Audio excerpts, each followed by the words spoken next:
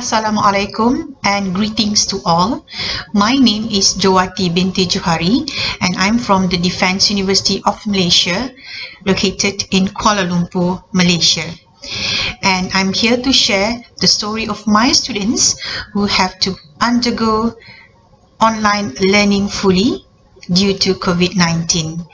And the title of my short presentation and short research is Going Online Learning Fully, the Challenges Await. So let's have a look at the next slide. So basically, this is the outline of my presentation. We're going to look at the introduction first, and then related literature, a little bit of discussion on that, and then we're going to explore the methodology used for my research, and then we're going to look and discuss the findings, followed by the discussions, and last but not least, conclusions for my paper. Let's begin. As I have said earlier, this is the story of my students who have to actually undergo online learning fully due to COVID-19 outbreak. So this paper basically addresses the challenges faced by all stakeholders, including the students, the educators or the lecturers, as well as the universities as a whole during this trying time. And particularly this paper focuses on students at one public higher learning institution in Malaysia, which is the National Defence University of Malaysia. There are two objectives of this paper. The first one is to identify the challenges faced by a group of students learning fully online, and second, to determine the next course of actions required to ensure successful 100% online learning. Now, I need to give some sort of a reminder for two things. The first one, the students are used to online learning but not fully online learning. They are used to flipped classroom since I've been using flipped classroom strategies for the past 6 years. So they are used to coming to class prepared by reading, watching or listening to online materials or videos uploaded online through our learning management system. And secondly, when I gathered the data for this research, the students have yet to actually undergo online learning fully, because when they were asked to leave the main campus, that's when I issued the survey online. Next, related literature. So for this part or this section, there are two main issues or topics covered. The first one is online teaching and learning platform. The second is online tools and applications that can be used for online learning. So we begin with a historical background of online teaching and learning. It started with CDs, the distribution of CDs to distant learning students. And after a while, platforms, or what we call learning management systems, are developed. And we have two amongst the most popular ones, WebCity as well as Blackboard. And these two platforms of learning management systems, you need to pay for it. So it's a paid platform. And then open source platforms started to be introduced, and one of them is what we call Moodle. Now, 3 years ago, the National Defence University of Malaysia shifted to Moodle. Previously, we used a paid learning management system. And of course, as I have said earlier, like myself and other educators or lecturers in the university, we are practicing blended learning, where we use online materials or we use the learning management system to facilitate face-to-face learning. So students still need to come to classes and do activities as well as consultations face-to-face with the lecturers. The second part or issue or topic under related literature is on online tools and applications. What are the tools or applications that can be used for successful online learning? Nowadays, we have a lot of MOOCs where students can actually use courses from other universities, from other parts of the world in order to enhance their knowledge. And some educators use TED conversations. Some of them use live chats through platforms such as Google Meet, Google Hangout, or maybe Facebook Live, for example, and some of them use games and gamifications. So it depends on the courses, the level of studies of the students, in order for the educators to choose the most appropriate tools and applications for the students. And next, we're going to look at the methodology. I mentioned earlier that I issued a survey to the students during the COVID-19 outbreak. Now, actually, and I said earlier as well, the fact that the students answered the survey first before they actually go into fully online learning. So the data collection, it was an online survey which can be accessed at this address, and it was available from 20th March for first and second year students of one academic program. Now, there's only one academic program involved. The name of the program is Bachelor of Social Sciences, Languages and Cross-Cultural Communication. And actually, there are 3 batches of students, first, second, and third year or final year students.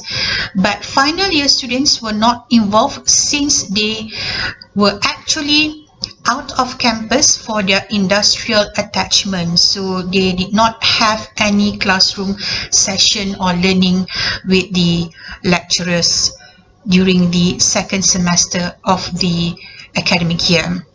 So only first and second year students were involved.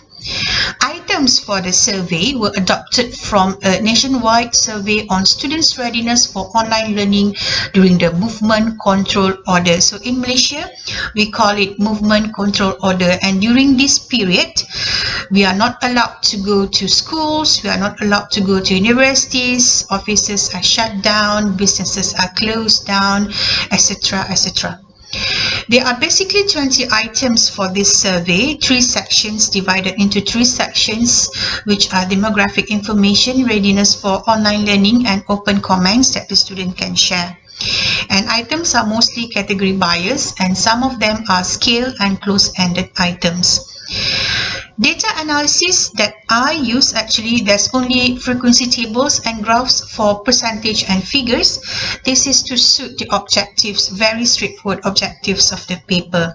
And out of 70 first and second year students, only 2 students did not attempt the survey. So we are going to use just 69 respondents or responses, because there's only 69 students who actually answered the survey, the online survey. So we are done with the methodology. Now let's look at the main findings of this paper or this research. So this is actually a question on the internet access of the students when they are at home. So we can see that 10 students are actually having very limited or almost no access to internet. And 31 students are using prepaid telephone. That means they are using prepaid data. So if this finish, then they must purchase new set of data.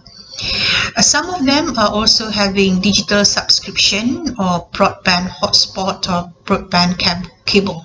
So these are for 69 students of one academic program only, first and second year student.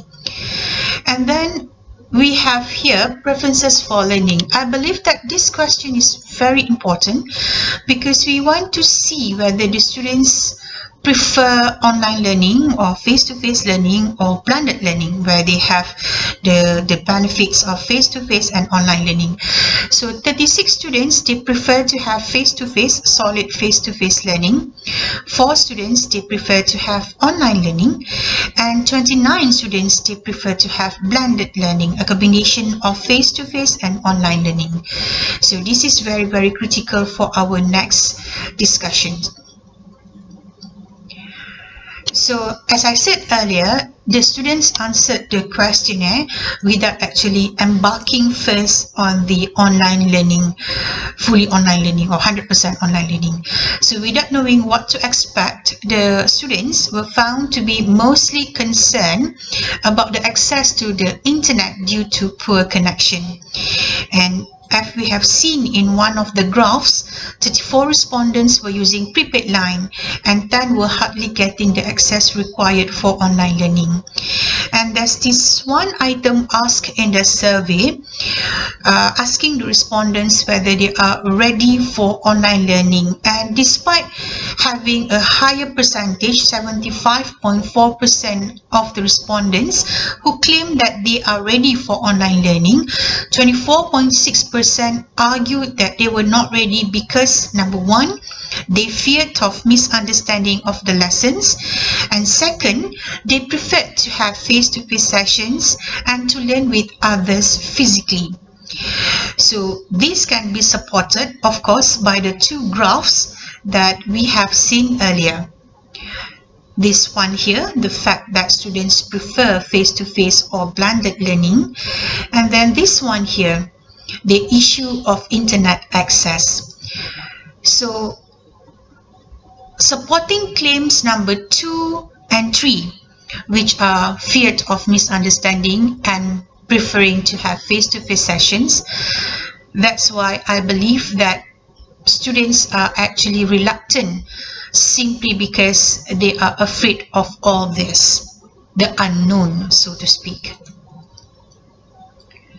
So to conclude, all who are involved during this teaching and learning process during COVID-19 outbreak, they are all impacted. For the students, for example, they must be prepared to learn, to interact, to collaborate, and to create online. They must let go of the comfort or the comforting presence of peers and educators while learning, because there will be no more learning together in one classroom. For educators like myself, they must be creative in delivering the lessons. Creating new strategies and activities that could be delivered online is a top priority, whilst not forgetting the relevant pedagogy. What about pedagogy? I believe I have succumbed to this simply because when I first chose the materials and developed the content online, I was just thinking about I must have something online for the students, without actually thinking whether the materials are actually relevant or whether they are important to the students. So maybe some of us educators are actually having this pedagogy. And for education providers, they must work with the government and the internet service providers to ensure that students and educators alike get the best possible connection to enable effective and efficient teaching and learning anywhere, anytime. So that's all that I have. That's all the things that I want to share with you about my short research. If there are any questions, please email me at jowati, JOWATI, at upnm.edu.my. And I hope to hear from you soon. Thank you very much.